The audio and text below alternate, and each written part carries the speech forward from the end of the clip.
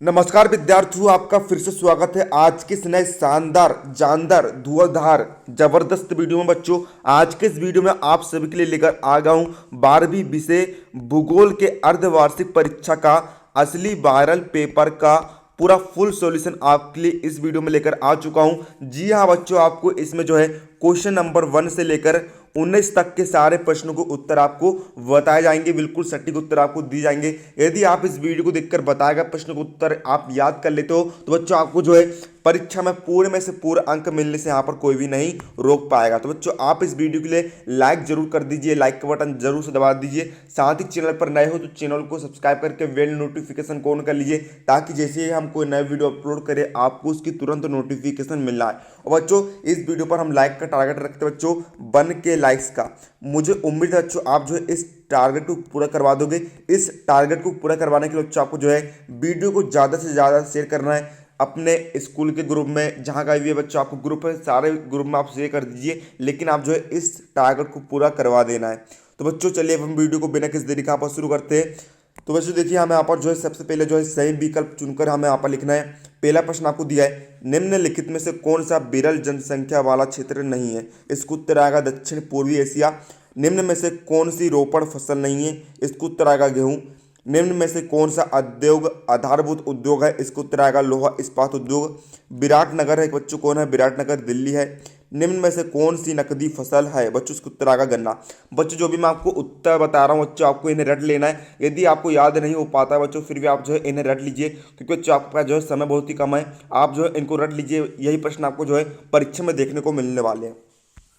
अब बच्चों में यहाँ पर जो है रिक्त स्थान की पूर्ति करना है। पहला में दिया है एशिया महाद्वीप का सबसे अधिक उत्पादन वाला देश है। इसको उत्तर आएगा बांग्लादेश। 8 400 400 400, जी हाँ याद कर लीजिए व्हाट्सअप नंबर, क्योंकि अब चाहे आपका मैथ्स का सवाल हो या फिजिक्स केमिस्ट्री बायोलॉजी का, आपके हर डाउट हर क्वेश्चन का मिलेगा तुरंत वीडियो सोल्यूशन, वो भी सीधा आपके व्हाट्सएप पर। बस अपने फोन में डाउनलोड का 8 400 400 400 व्हाट्सएप नंबर सेव कर लीजिए और चैट ओपन। फिर जो भी आपका डाउट है उस सवाल की आपको फोटो खींचनी है, उसे क्रॉप करना है और 5 सेकंड में आपको उसका तुरंत वीडियो सोल्यूशन मिल जाएगा। क्लास 6 से 12 IIT JEE NEET CBSE board और सभी स्टेट बोर्ड के बच्चों के लिए। तो देर किस बात की, अभी जाइए 8 400 400 400 पर अपना सवाल व्हाट्सएप कीजिए और अपने सारे डाउट क्लियर कीजिए, लिंक डिस्क्रिप्शन में है। तो बच्चों इसका दूसरा क्वेश्चन हमें दिया है, सार्वजनिक क्षेत्र के उद्योग रिक्त स्थान के अधीन होते हैं। इसका उत्तर आएगा सरकार। प्रवास से देश के अंदर जनसंख्या का रिक्त स्थान होता है। इसका उत्तर आएगा पुनर्वितरण। 1 लाख से अधिक जनसंख्या वाले स्थान को रिक्त स्थान कहते हैं। इसका उत्तर आएगा नगर। भारत में सबसे बड़ा नदी बेसिन रिक्त स्थान नदी का है। रिक्त स्थान में आपको भरना है गंगा। भारत का सड़क जल विश्व का रिक्त स्थान सबसे बड़ा सड़क जाल है। इसका रिक्त स्थान में आप भरेंगे दूसरा। तीसरा क्वेश्चन हमें यहाँ पर दिया है, इसमें आपको जो सही जोड़ी का मिलान करना है। तो देखिए पहला क्वेश्चन आपको दिया है, प्रमुख मोटा अनाज, इसकी सही जोड़ी मिलेगी बच्चों किससे? देख लीजिए, इसकी सही जोड़ी मिलेगी ऑप्शन नंबर 7 से। दूसरा दिया है भारतीय राष्ट्रीय जल नीति, इसका सही उत्तर मिलेगा बच्चों दा से। भारतीय राष्ट्रीय जल नीति जो है 2002 में पारित हुई थी। प्रदूषण मुक्त ऊर्जा क्या कहलाती है बच्चों? प्रदूषण मुक्त ऊर्जा कहलाती है पवन ऊर्जा। पवन ऊर्जा जो है प्रदूषण मुक्त ऊर्जा है। बॉम्बे हाई ये क्या बच्चों? पेट्रोलियम से आएगा बच्चों इसका। सोयाबीन सॉरी बॉम्बे हाई का बच्चों कहाँ पर आएगा बच्चों? ये आएगा यहाँ पर पेट्रोलियम से, और सोयाबीन ये मध्य प्रदेश से। तो बच्चों देखिए आप जो है सारे उत्तर यहाँ पर मिला लीजिए। अब बच्चों यहाँ पर देखते हैं हम यहाँ पर अगला एक शब्द या फिर एक वाक्य में उत्तर। तो बच्चों देखिए पहला आपको दिया है, विश्व में निम्नतम लिंगानुपात किस देश का है? इसका उत्तर आएगा संयुक्त अरब अमीरात। कौन सा देश विश्व में चिकित्सा पर्यटन में अग्रणी बनकर उभरा है? इसका उत्तर आएगा भारत। दक्षिण एशिया के प्रादेशिक सहयोग संगठन का नाम क्या है? इसका उत्तर आएगा, क्या लिखा है बच्चों? मार्बक कुछ यहाँ पर लिखा है। अगला है, भारत में किस राज्य को साक्षरता दर 2011 सबसे कम है? इसको उत्तर आएगा बिहार। 50 लाख से अधिक। बच्चों इतने सरल क्वेश्चन आपको पूछे गए बच्चों की आपको जो है एक बार देखने से ही आपको याद हो जाएंगे। आपको जो है कुछ भी करने की जरूरत नहीं है, बहुत ही इजी क्वेश्चन है, ठीक है। एक बार पढ़ने से आपको याद यहाँ पर हो जा रहा है। 50 लाख से अधिक जनसंख्या वाले नगरों को क्या कहते हैं बच्चों? उन्हें हम कहते हैं मेगा सिटी। भारत में रेडियो प्रसारण कब शुरू हुआ? 1923 में। अब बच्चों देखिए हमें यहाँ पर जो सत्य या फिर असत्य बताना है। पहला, भारतीय रेल की स्थापना 1853 में हुई थी, ये कथन जो सत्य है। सभी खनिज समय के साथ समाप्त हो जाते हैं, ये कथन भी सत्य है। विकासशील देशों में अधिकतर शहर अनियोजित होते हैं, ये कथन भी सत्य है। थोक व्यापार का गठन फुटकर भंडारों द्वारा होता है, ये कथन असत्य है। एशिया महाद्वीप में लिंग अनुपात सामान्यतः कम है, ये कथन सत्य है। मानव भूगोल में भौतिक पर्यावरण का अध्ययन किया जाता है, ये कथन बच्चों असत्य है। तो बच्चों देखिए ये आपके जो सारे ऑब्जेक्टिव के यहाँ पर सॉल्यूशन हो जाते हैं। यदि आप इन्हें हल कर लेते बच्चों तो आपको जो है 28 में से 28 अंक यहाँ पर बच्चों जो है पक जाएंगे। ठीक है बच्चों, ये आपके ऑब्जेक्टिव प्रश्न को बच्चों पूरे क्लियर आंसर यहाँ पर हो जाते हैं।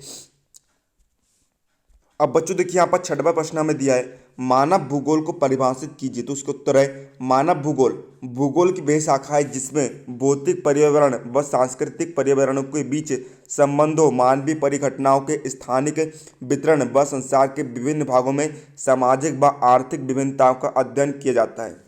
सहकारी कृषि किसे कहते हैं, क्षेत्रों के नाम लिखिए। तो बच्चों इसको उत्तर देखेंगे, सहकारी खेती एक ऐसी निजी खेती है जिसमें कुछ किसान स्वेच्छा से संगठित होकर समानता के आधार पर समान हितों की गति के लिए अपनी अपनी भूमि मिलाकर सामूहिक रूप से खेती करते हैं।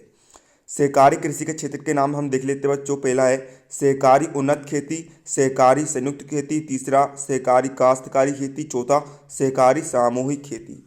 अब प्रश्न 8 में बच्चों हमें जो है कुटीर एवं लघु उद्योगों की कुछ 4 समस्याएं लिखनी है। तो बच्चों देखिए उत्तर, लघु तथा कुटीर उद्योग की समस्याएं। पहला है गलाघोट प्रतियोगिता, दूसरा वित्त का अभाव, तीसरा उत्पादन तकनीकी का पिछड़ापन, चौथा विपणन यानी कि मार्केटिंग की समस्या।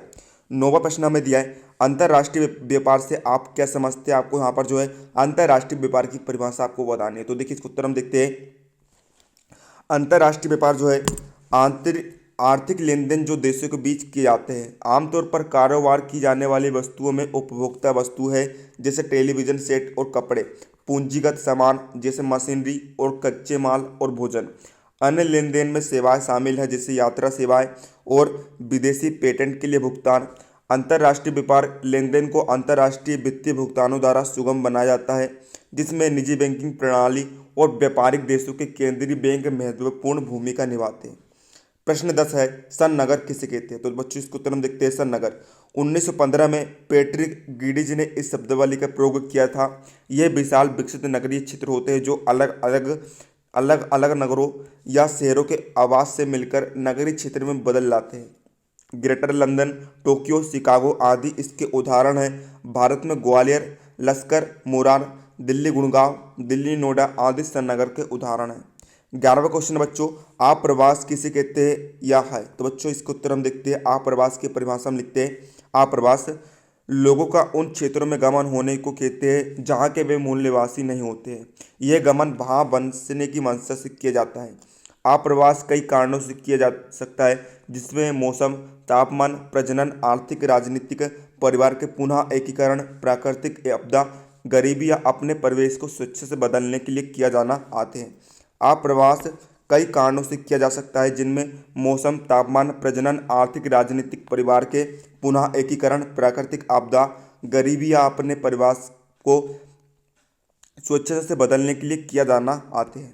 12वां क्वेश्चन हमें यहाँ पर दिया है नगरों के प्रकार किसे कहते हैं। तो बच्चों देखिए नगरों के प्रकार है, इनका प्रमुख कार्य सुरक्षा प्रदान करना होता है। उदाहरण अम्बाला छावनी, मेरठ छावनी, जालंधर छावनी, महू छावनी आदि। अम्ल वर्षा किसे कहते हैं। तो बच्चों इसका उत्तर हम देखेंगे, वह वर्षा जिसमें वायुमंडल में निहित रासायनिक तत्व अथवा प्रदूषक मिल गए हो तथा जो पृथ्वी पर एक हल्के अम्लीय सांद्रण के रूप में गिरती है। SO2 एंड नोक्स यह प्रदूषक प्रारंभिक रूप से कारखानों की चिमनियाँ, बसों व स्वचालित वाहनों के जलाने से उत्सर्जित होकर वायुमंडल में मिल जाते हैं। प्रश्न 14, ग्रामीण एवं नगरीय जनसंख्या में अंतर स्पष्ट कीजिए। तो बच्चों आप जो है 2 कॉलम आप जो है यहाँ पर बना लेंगे। पहले कॉलम में ग्रामीण बस्ती, दूसरे कॉलम में नगरीय बस्ती या फिर हम इन्हें जनसंख्या भी लिख सकते हैं। पहला अंतर, ग्रामीण बस्तियाँ छोटी होती है, इसकी जनसंख्या कम होती है।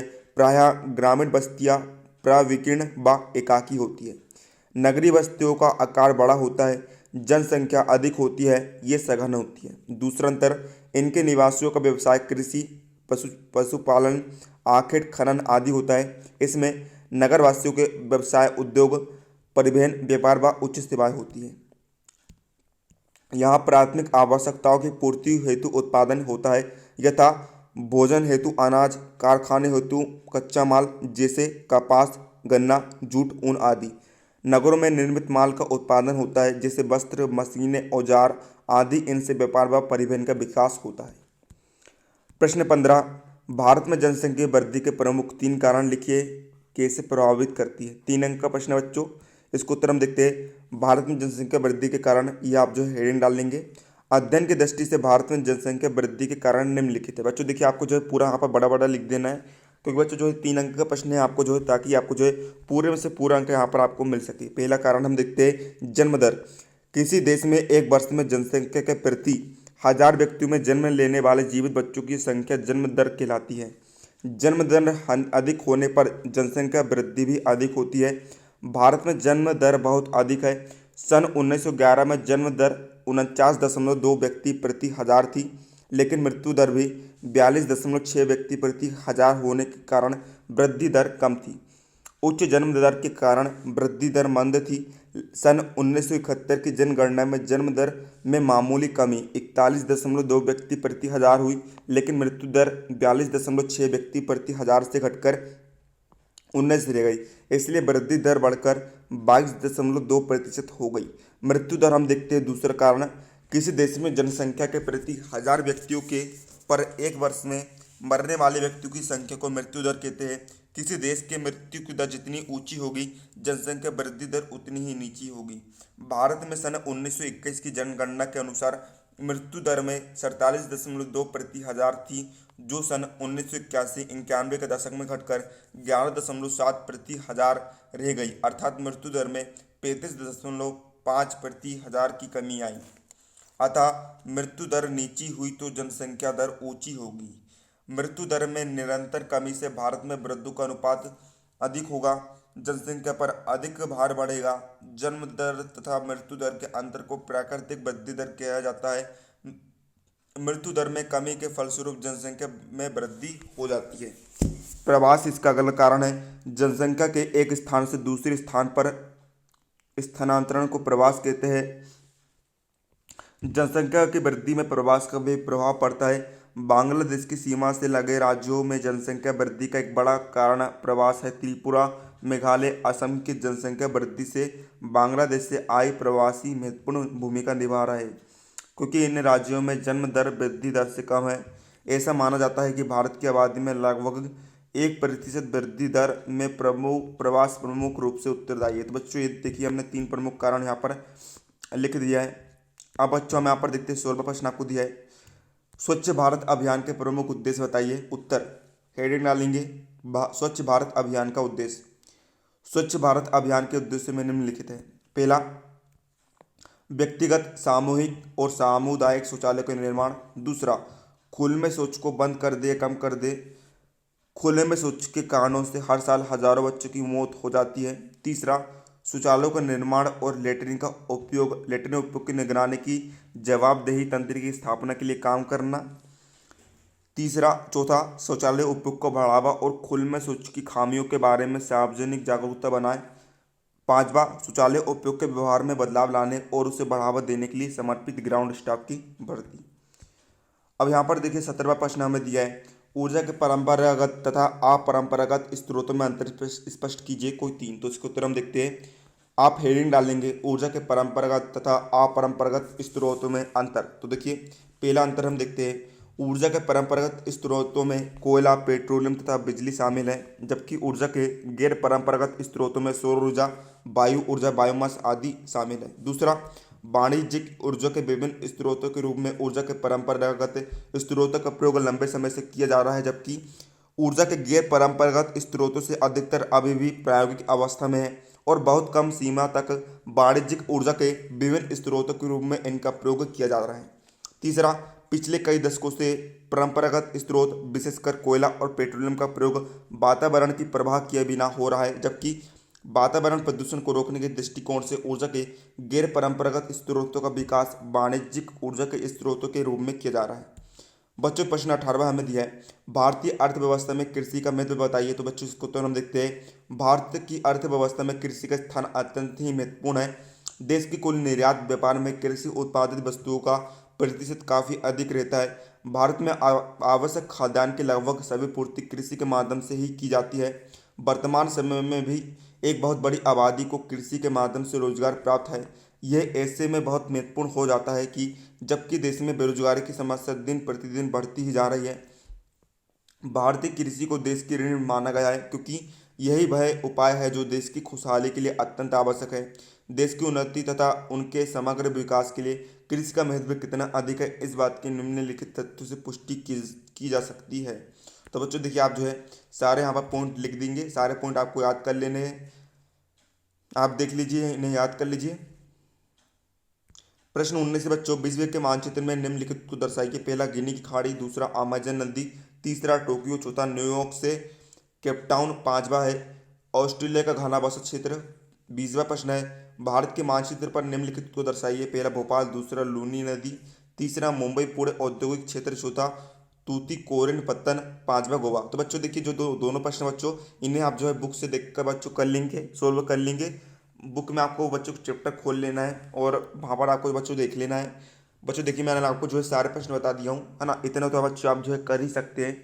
तो बच्चों उम्मीद है आपको वीडियो हेल्पफुल लगा, तो वीडियो को लाइक कर देना, चैनल पर नए हो तो चैनल को सब्सक्राइब करके बेल नोटिफिकेशन पर ऑन कर लेना। मिलते हैं अगले वीडियो में, तब तक के लिए जय हिंद, जय भारत।